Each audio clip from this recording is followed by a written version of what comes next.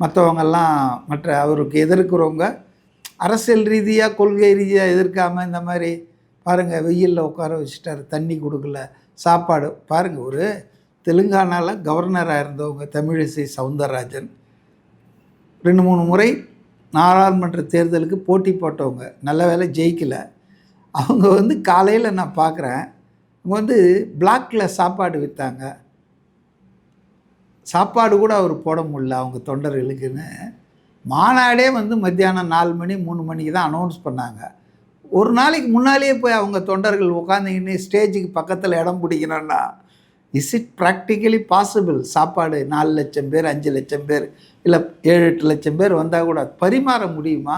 அப்படி பரிமாறினா கூட அதில் நொல்ல சொல்லுவாங்க. புளி சாதம், அதாவது குறை சொல்லணும்னு இருக்கிறவங்க எப்படி வேணாலும் மாற்றி மாற்றி குறை சொல்லுவாங்க. அதனால் தமிழிசை சவுந்தரராஜன் மாதிரியான ஒரு பிஜேபி லீடர் இவ்வளோ சில்லறையாக இவ்வளோ லோ லெவலில் இறங்கி சாப்பாடு பிளாக்கில் விற்றாங்கன்னா, ப்ரைவேட் கடைகள் தான் அங்கே போட்டிருந்தாங்க. இவங்க யாரும் கடைகள்லாம் போடல.